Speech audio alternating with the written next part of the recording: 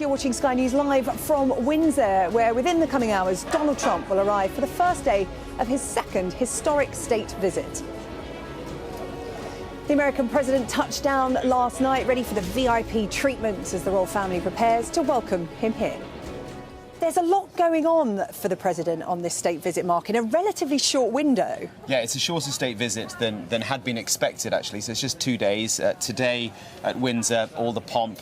Tomorrow, the kind of meat of it, the political side of it, the meeting with Keir Starmer up at Chequers. Today is about making sure that Donald Trump feels that he is receiving the ultimate welcome.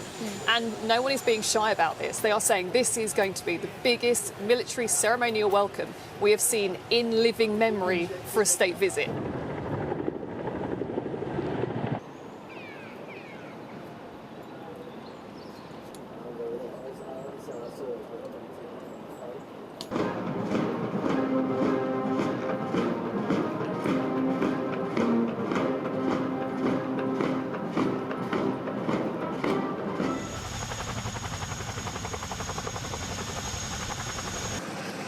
On armed forces uniforms or on armed forces hardware, the flag of the United States is always shown as though it is flying forwards, and this is a tradition of demonstrating that the United States always advances forwards. It's a small symbol, but one that's taken very seriously in the armed forces of the United States.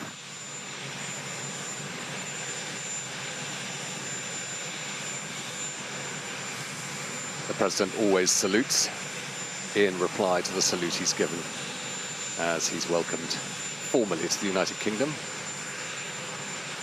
by the Prince and Princess of Wales.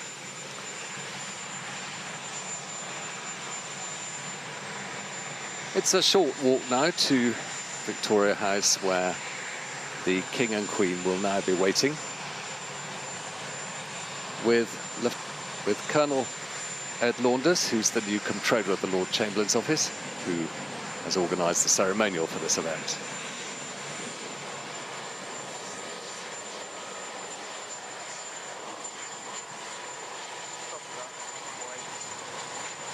And the presentation by the Prince and Princess of Wales of the President and First Lady to the King and Queen.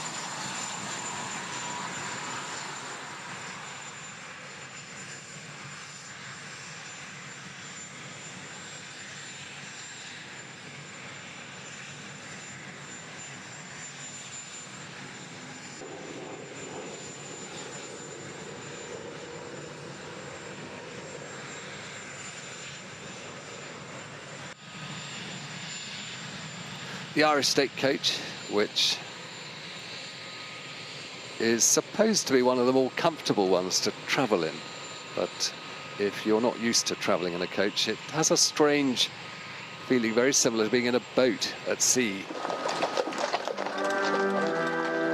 And the national anthem of the United Kingdom will follow as the procession passes through the half companies provided by the Royal Navy and the Royal Marines.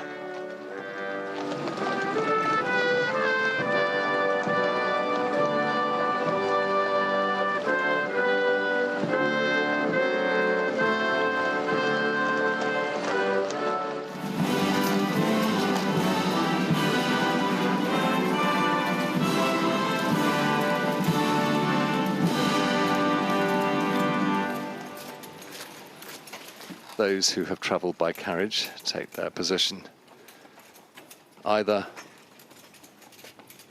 on the dais, where the King, the President, the First Lady and the Queen will be, or the Prince and Princess of Wales just to the right of the King, just beyond our camera.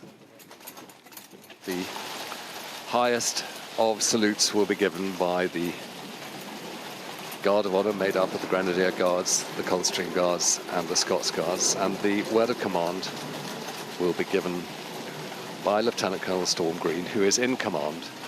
And those three state colours, which are in themselves huge to manoeuvre, will be lowered again in salute to the President of the United States. And you can see the red plumes there of the Coldstream Guards. Here comes the royal salute.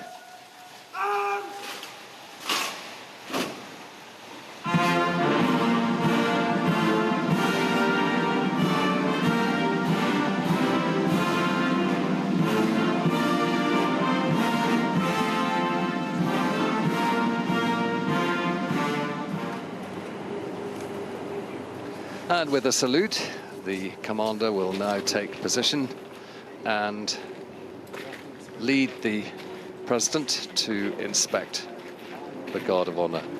It's a chance for the president to look straight into the eyes of the soldiers of the three regiments who represent today all the armed forces and who also represent one of the principal allied nations to the United States. And the rear rank, chance for, again, the president to look at the Coldstream Guards, who always formed the left of the line, or the right as he was looking at it, and then the Scots Guards in the middle, and then finally the Grenadiers towards our camera. The commander takes leave of the president with a salute by the sword.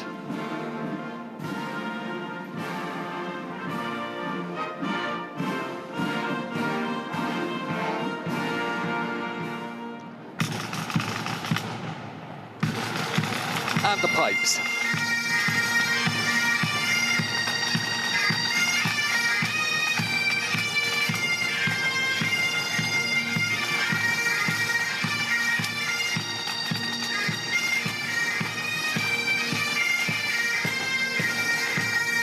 It is to Scotland that he often visits, and his involvements there.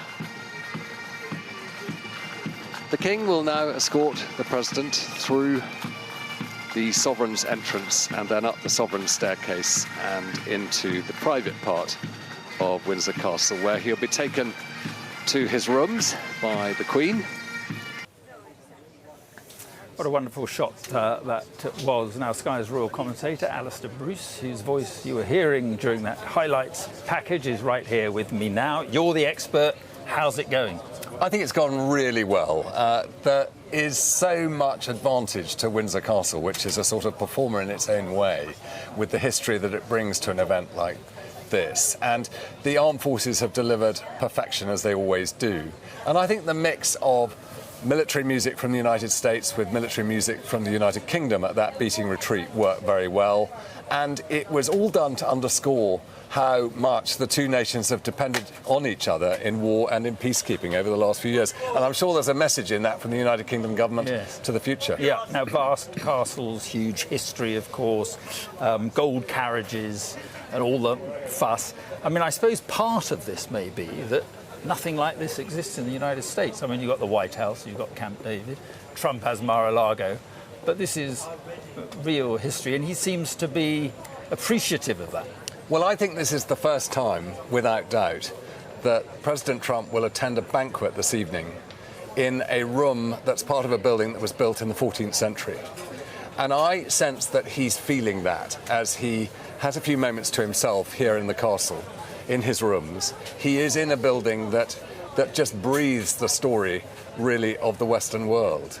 And it has been a part of that story. And now he has taken a page in that history given by the King on behalf of the United Kingdom and on the advice of the United Kingdom government. Yeah, we're seeing all this, but what we haven't seen a lot of with this moment in St George's Chapel when we understand the President laid a wreath for the late Queen Elizabeth. Yes, after the exchange of gifts, the President was taken to St George's Chapel, where he was received by the Dean of the chapel, the Right Reverend Christopher Coxworth, and he was then given the chance to meet the Director of Music. He listened to some music by the choir, and then he went into the side chapel. It was just side chapel. It was just to the left of that.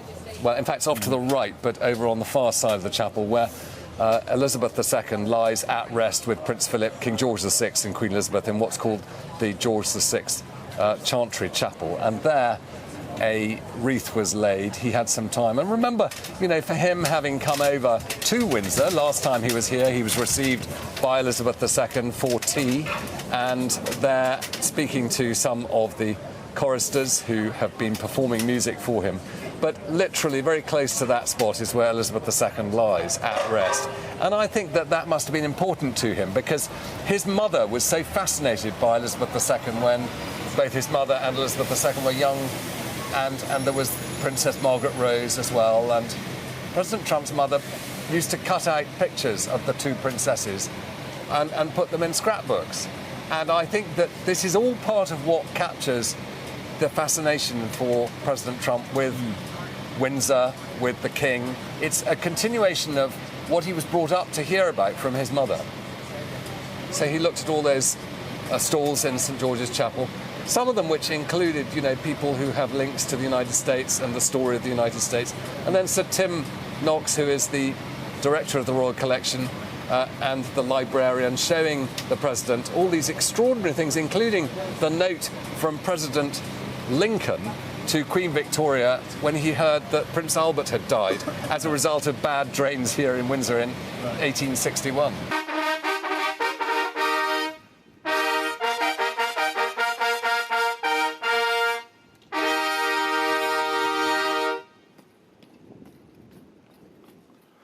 The King will escort the President with the Queen and the First Lady to the dais, where they will witness beating retreat. They're being guided to by Colonel Ed Launders, who's the Comptroller of the Lord Chamberlain's office. That's the Director of Music there, saluting on the right-hand side as the Prime Minister looks on. So let's enjoy Eagle Squadron by Kenneth Alford.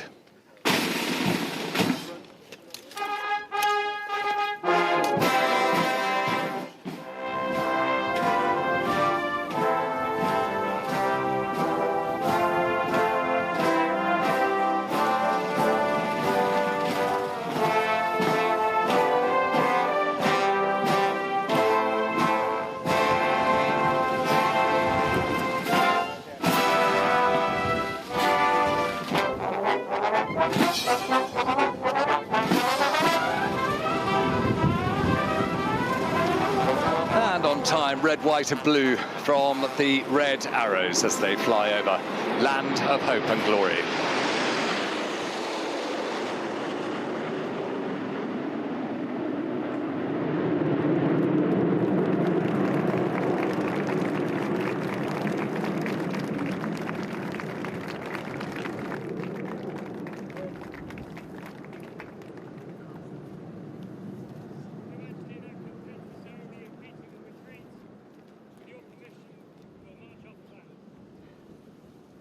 With me is our international affairs editor, Dominic Waghorn, also our US correspondent, Mark Stone. Mark, first of all, biggest ever ceremonial state visit, unprecedented, all the fuss, the pageantry. This will have gone down well with the president, won't it? It's all the flattery, all the dazzlement that he absolutely loves. I mean, how many times has he said it before? Ever since that moment when Keir Starmer revealed the letter from the King in the Oval Office back in February, he has been excited about this. I think a few months later, when the date was announced that it was going to happen, he called it a fest. He said it's going to be a fest. And, you know, the other side of those walls there, it has, in his eyes, been just that. I think it's clear from his body language. He's loved every moment of this. He kind of has, for a president who's pretty unemotional, he has a sort of emotion that comes out with all things British. He really, really enjoys that. And of course, that's why this is happening. That's why the King has been asked by the government to do all this. And it's all about pageantry and pomp with a purpose. The diplomacy that we'll see over the next few days. But, you know, Dominic and I were discussing a moment ago, there's something missing here. It takes a second to work out what it is. There's something a bit flat about this. There's a lack of people. There are, you know, maybe, I don't know, what do you reckon over there? About 200 people or so, maybe 200? Yeah. Not many more. The protesters in town, again, not that many. Either for Trump or against him. Is this just security, or did he just not want pictures of protests behind him? I think there was a risk, that there was a concern among the organisers that there could be a lot of protesters and that it would kind of put a bit of a sour note on the whole thing. For a president who, let's remember, is thin-skinned, They wanted to keep it sterile, and that's kind of what it is, isn't it? It feels a bit sterile. And Dominic, I mean, he gets these pictures that will be played across America, no question about that. But diplomatically, what does the UK get in return, or what does the UK hope it will get in return? Well, I think, Mark, you've got the symbolism, you've got the ceremonial, the protocol side of it, and that's the same as any state visit. This is the second state visit, so it's cementing that special relationship further, but it's the head of states of both countries, and it's not just the man involved or the men involved, it's the office as well. And, you know, that mashup of military music, both American and British, we just heard on the lawn there, the Battle Hymn of the Republic, and then Pomp and Circumstance March, is sort of musically typical. It's representing what's happened here, which is trying to blend these two countries together in the minds of those people present, and to reinforce this sense that Britain and America's history, but also its destiny, are bound together.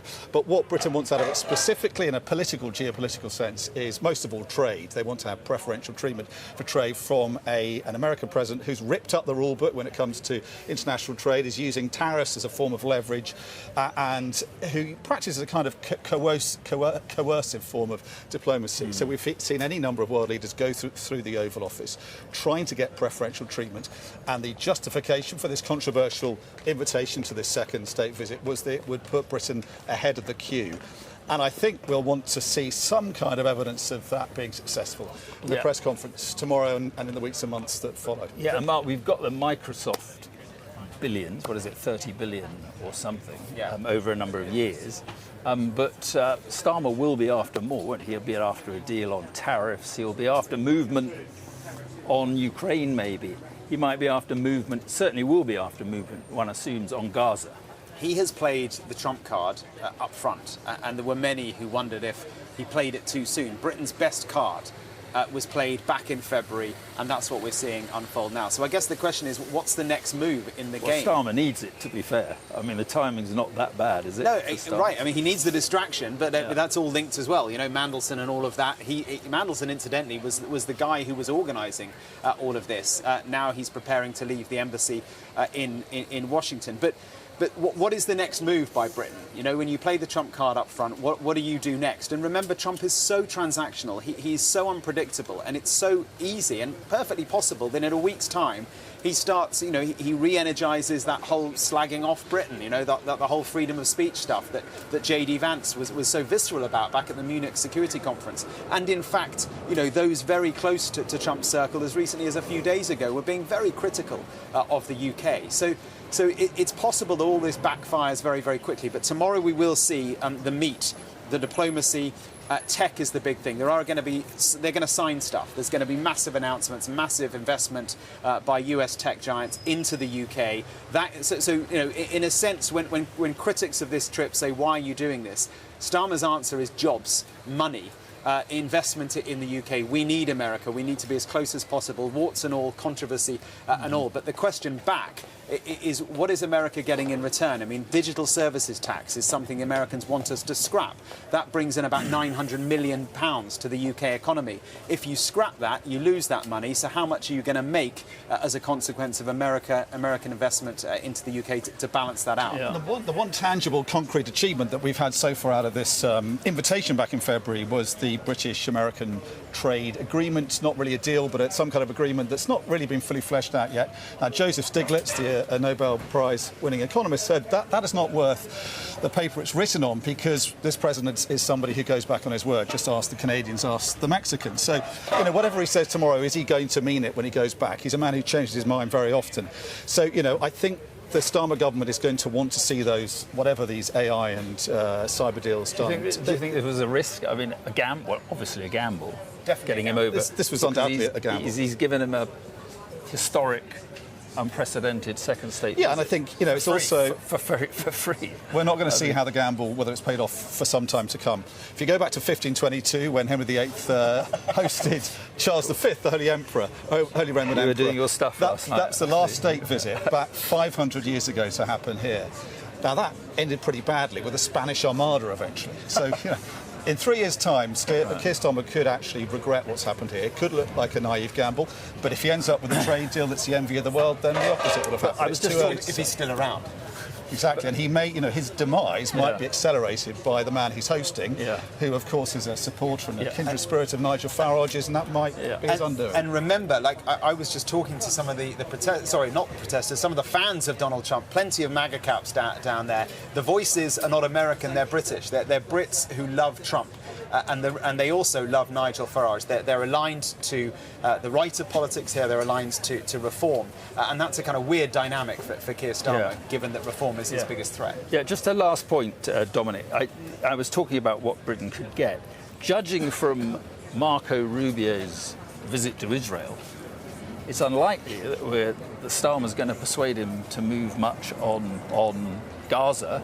It looks as if the Americans are even supporting this latest assault on Gaza City. Well, the Gaza campaign, which many, even inside the government that's hosting Donald Trump, and certainly within the ruling Labour Party, is regarded as a genocide, and that was corroborated by a UN report from a prestigious international lawyer yesterday, and that is the problem for this Prime Minister. He's inviting somebody he's at odds with on Gaza, he's at odds with over Ukraine, over international trade. So, but I think he was saying in this defence, you can't beat what's happened here, but also the kind of networking and FaceTime that's going on in the background. Yvette Cooper's not met Marco Rubio before as in their capacities as foreign ministers. That kind of human FaceTime is very important, and you can build on that. And I think that's probably the most they can hope for in terms of quick last thought. Well, not only Marco Rubio, but Steve Witkoff is here. Donald Trump's kind of negotiator-in-chief. He's the guy who is heavily involved in Israel, Palestine, but also Ukraine and Russia. So those sideline chats will be very important.